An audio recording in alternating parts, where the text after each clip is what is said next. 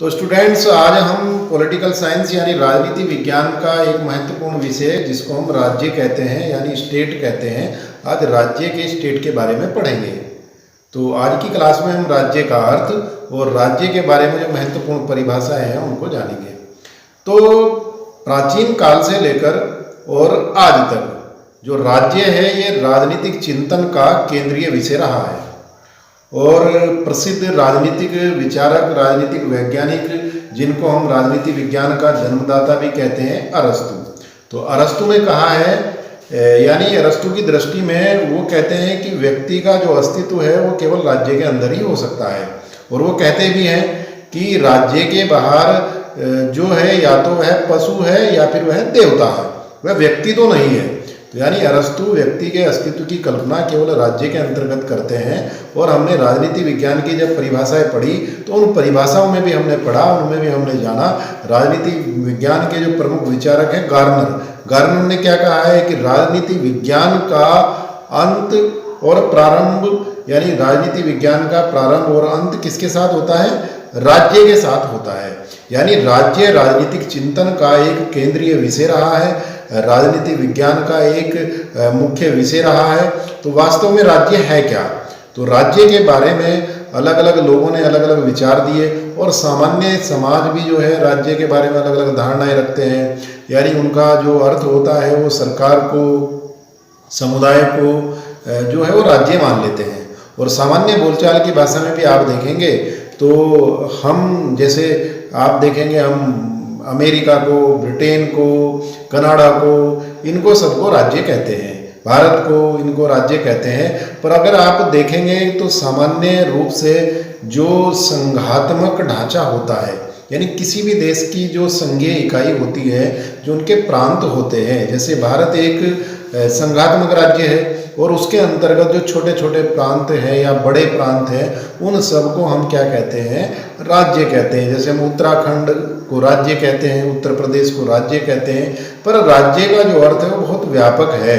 शुरुआत में हम जब राजनीति विज्ञान की परिभाषा हमने पढ़ी तो हमने देखा कि राजनीति विज्ञान में जो राजनीति शब्द है, राजनीति विज्ञान शब्द है, यूनान के जो छोटे छोटे सिटी स्टेट यानी जिनको पोलिस कहते थे, वो नगर जो राज्य होते थे, उनकी व्यवस्था का अध्ययन जो है राजनीति विज्ञान कहलाता था। तो उस टाइम क्या था कि छोटे छोटे राज्य थे, वो छोटे होते थे।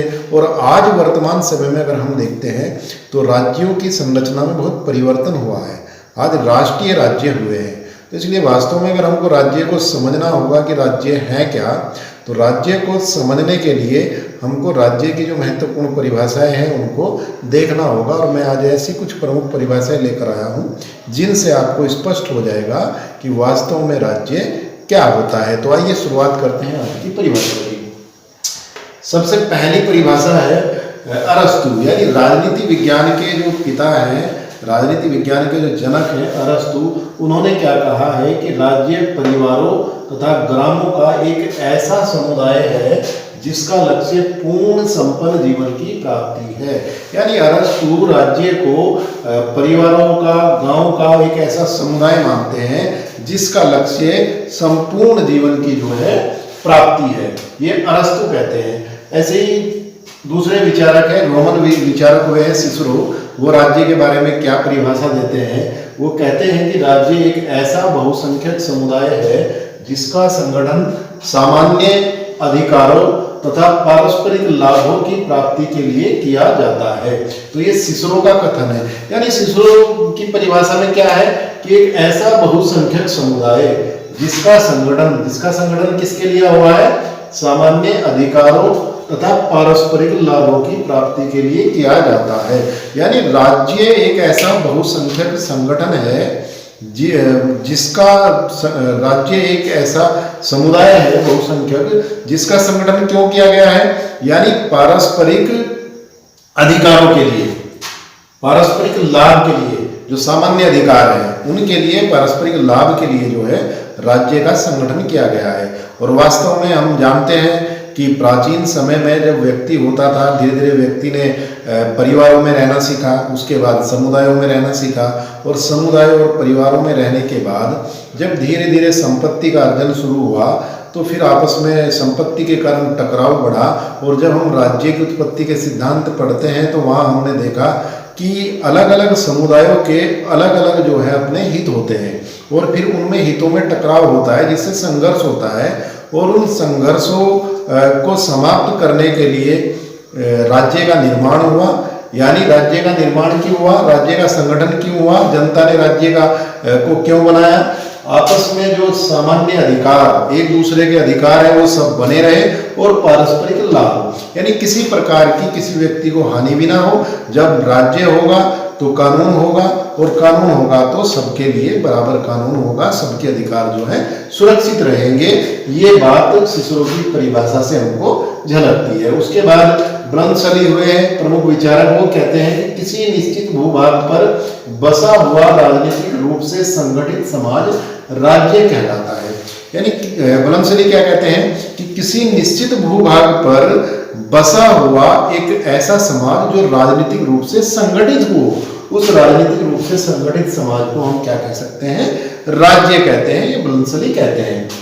उसके बाद राजनीतिक विचारक हुए हैं पोल, वो क्या कहते हैं कि एक स्वतंत्र राज्य के ये लक्षण है, वो राज्य के प्रमुख लक्षण बताते हैं कि उस राज्य की जनता अपने राजनीतिक आदर्शों यानी हर देश के अपने अपने अलग अलग राजनीतिक आदर्श होते हैं, तो उस राज्य की जनता अपने जो राजनीतिक आदर्श हैं उनके लिए स्थायी रूप से यानी उन राजनीतिक आदर्शों के लिए परमानेंट स्थायी रूप से संगठित हो, यानी स्थायी रूप से वो संगठित हो गए अपने राजनीतिक आदर्शों के लिए और उसके अधिकारों में निश्चित भूखंड हो यानी निश्चित भूमि भी हो उसके पास, निश्चित भूखंड हो उसके पास और स्थायी रूप से वो संगठित हो राजनीतिक आदर्शों के लिए और वह बाह्य नियंत्रण से मुक्त हो यानी उन पर किसी प्रकार का कोई बाह्य नियंत्रण भी ना हो, वो अपने क्षेत्र के अंतर्गत अपने भू क्षेत्र के अंतर्गत वो क्या हो, स्वतंत्र हो, संप्रभु हो।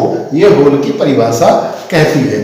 तो ये प्रमुख राज्य के बारे में जो प्रमुख परिभाषाएं थी और इन परिभाषाओं से जो झलकता है वो ये है कि राज्य एक ऐसा राजनीतिक रूप से संगठित समुदाय है जो व्यक्तियों ने परस्पर अपने हितों के लिए, जिससे सबके हित सुरक्षित रहे और परस्पर सबका लाभ हो, उसके लिए एक निर्मित इकाई, स्वायत्त इकाई जो बाह्य नियंत्रण से मुक्त हो, वो राज्य है। अब इसके बाद आता है कि राज्य के तत्व क्या हैं, राज्य हम किसको कहेंगे, राज्य होने के लिए बेसिक एलिमेंट्स कौन कौन से हैं, वो कौन से तत्व हैं जो राज्य के लिए अनिवार्य होते हैं। तो अब हम पढ़ते हैं राज्य के लिए अनिवार्य तत्व। तो राज्य होने के लिए कौन कौन से तत्व अनिवार्य हैं उनको एक बार हम पढ़ लेते हैं। तो राज्य के तत्व यानी एलिमेंट्स ऑफ द स्टेट।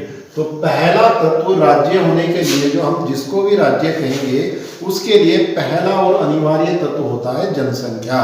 यानी अगर जनसंख्या है किसी के पास तो तभी हम उसको राज्य कहेंगे। और जनसंख्या भी कितनी होनी चाहिए, यानी अलग अलग विचारकों ने इसके बारे में अलग अलग विचार दिए। जैसे प्लेटो है, प्लेटो की एक प्रसिद्ध पुस्तक है द लॉज, और द लॉज में प्लेटो कहते हैं कि राज्य की जो जनसंख्या है वो 5040 होनी चाहिए। ऐसे ही रूसो है, बहुत फेमस विचारक हैं पॉलिटिकल साइंस के, वो राज्य की जनसंख्या जो निर्धारित करते हैं वो 10,000 कहते हैं। पर अरस्तु जो राजनीति विज्ञान के जनक है, अरस्तु कहते हैं कि जनसंख्या इतनी होनी चाहिए कि ना तो इतनी विशाल जनसंख्या हो किसी राज्य की जिससे कि हाहाकार मच जाए देश के अंदर, और ना इतनी कम जनसंख्या होनी चाहिए कि जिससे शांति और सुरक्षा के साथ जो है ना रह सकते हो। तो इस प्रकार वो कहते हैं कि जनसंख्या इतनी अवश्य होनी चाहिए कि जिससे राज्य आत्मनिर्भर हो, सुखी हो। तो वो जनसंख्या को ये कहते हैं। तो राज्य के अनिवार्य तत्वों में पहला तत्व आता है जनसंख्या यानी पॉपुलेशन। दूसरा जो तत्व है वो है निश्चित भूभाग यानी एक फिक्स जियोग्राफिकल एरिया। तो राज्य होने के लिए पहली शर्त जनसंख्या थी, दूसरी शर्त है निश्चित भूभाग यानी निश्चित एक फिक्स जियोग्राफिकल एरिया उसके पास होना चाहिए। अब कितना होना चाहिए इसके बारे में भी अलग अलग विचारकों के अलग अलग विचारक हैं जो उन्होंने अलग अलग विचार अपने दिए हैं। और इसमें भी आज हम देखते हैं कि कोई ऐसा तो नहीं है कि भाई फिक्स है इसकी जनसंख्या इतनी है तो ज्योग्राफिकल एरिया भी इतना होना चाहिए। अभी एक तरफ तो हम देखते हैं कि निश्चित भूभाग के हिसाब से कनाडा, रूस, चीन जैसे बड़े बड़े देश हैं, और दूसरी तरफ अगर देखते हैं तो भूटान जैसे, आप देखेंगे मालदीव जैसे छोटे छोटे भी देश हैं। तो इसलिए इसकी भी हम जो है निश्चित भूभाग फिक्स नहीं कर सकते, पर निश्चित भूभाग इतना अवश्य होना चाहिए जिससे उस देश की जो जनसंख्या है, इससे उस देश के जो नागरिक हैं वो आत्मनिर्भर रह सके, उनका गुजारा हो सके, इतना निश्चित भूभाग अवश्य होना चाहिए।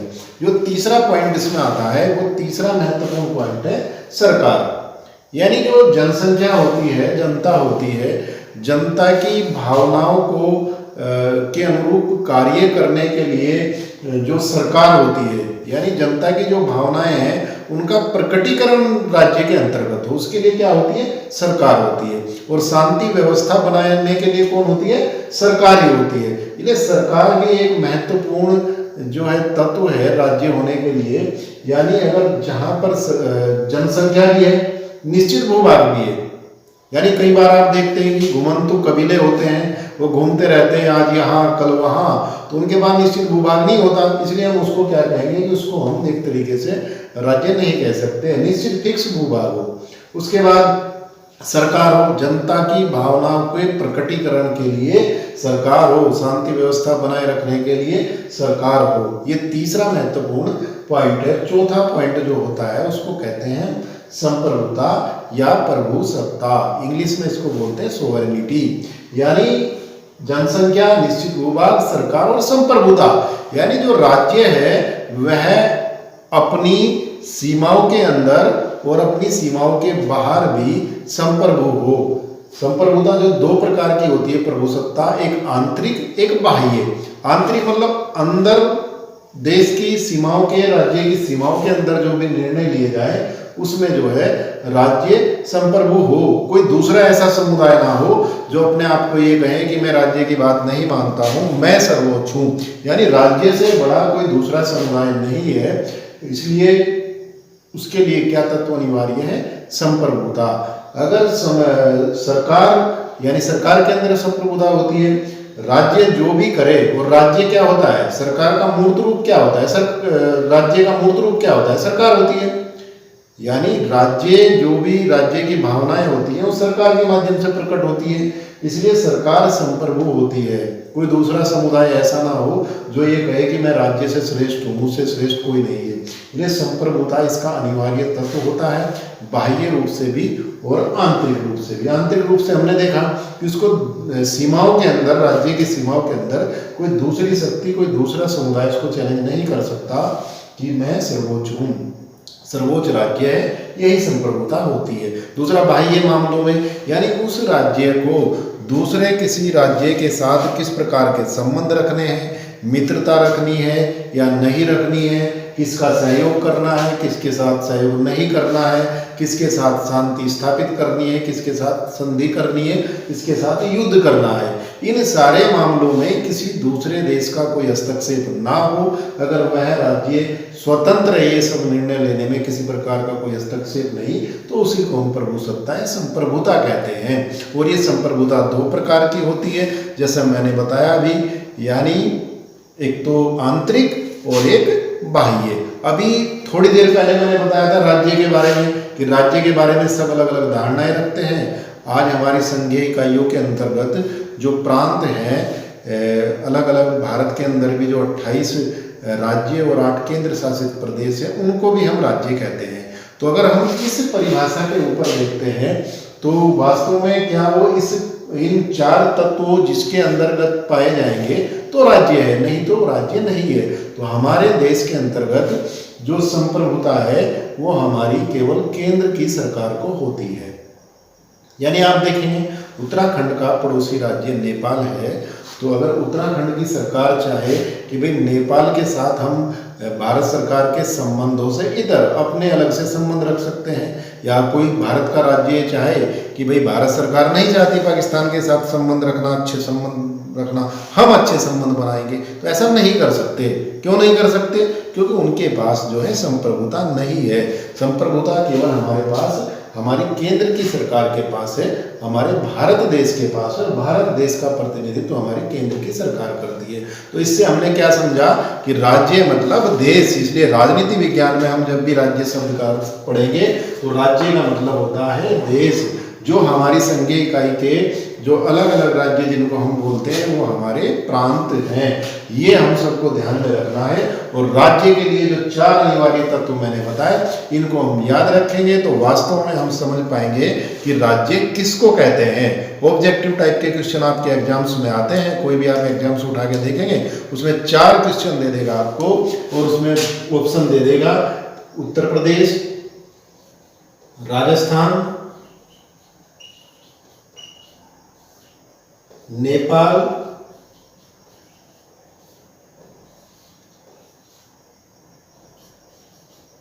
और अमेरिका। इस प्रकार से 4 ऑप्शन दे देगा आपको। और इन 4 ऑप्शन देने के बाद वो आपसे पूछेगा कि इनमें से ये बताइए कौन सा राज्य है। तो राज्य है यानी जनसंख्या तो उन सबके पास है, निश्चित भूभाग भी सबके पास है, सरकार भी सबके पास है, पर संप्रभुता जो है वो ना तो उत्तर प्रदेश के पास है, ना राजस्थान के पास है, वो नेपाल और अमेरिका के पास है। एक देश होने के नाते वो स्वतंत्र है, वो क्या संबंध किस देश के साथ किस प्रकार के रखने हैं। तो इसलिए राजनीति विज्ञान में राज्य का मतलब देश से है। ये आगे से हम सब लोग ध्यान में रखेंगे। इस प्रकार कई बार क्वेश्चन आ जाता है ऑब्जेक्टिव में कि ये बताइए राज्य का प्रमुख तत्व कौन सा नहीं है। राज्य का प्रमुख तत्व कौन सा नहीं है। उसमें आपको जनसंख्या दे देगा, सरकार दे देगा, उसके बाद आपको जो है निश्चित भूभाग दे देगा, और उसके साथ साथ जो है वो धर्म दे देगा, जब कुछ और दे देगा, नैतिकता दे देगा। तो और पूछेगा कि इनमें से आप ये बताइए कौन सा राज्य का तत्व नहीं है। तो इसलिए आपको याद रखना है जब भी राज्य की बात आए तो राज्य होने के लिए 4 प्रमुख तत्व महत्वपूर्ण होते हैं। जनसंख्या यानी पॉपुलेशन, निश्चित भूभाग यानी एक फिक्स जियोग्राफिकल एरिया उसके पास होना चाहिए, सरकार यानी गवर्नमेंट, और संप्रभुता या प्रभुसत्ता। जैसे प्रभुसत्ता हम पढ़े हैं, प्रभु मतलब प्रभु, स्वयं में प्रभु, उससे ऊपर कोई नहीं। तो राज्य क्या है? अपने आप में स्वयं में प्रभु है, उसकी सीमाओं के अंदर उससे सर्वोच्च कोई नहीं है, वही संप्रभुता है। और आंतरिक और बाह्य दोनों प्रकार के निर्णय लेने में जो है स्वतंत्र है। तो आज की क्लास में हमने राज्य के बारे में पढ़ा, राज्य की प्रमुख परिभाषाएं पढ़ी, राज्य के जो मुख्य जो 4 तत्व होते हैं, राज्य के चारों तत्व के बारे में जाना। ये बहुत महत्वपूर्ण टॉपिक है, बहुत महत्वपूर्ण विषय है। इसको एक बार उतार लें तो बहुत अच्छा रहेगा। सभी एग्जाम्स में ये अनिवार्य रूप से आता है। नमस्कार, आज की क्लास को यही समाप्त करते हैं, फिर मिलेंगे एक नई क्लास के साथ। धन्यवाद, नमस्कार।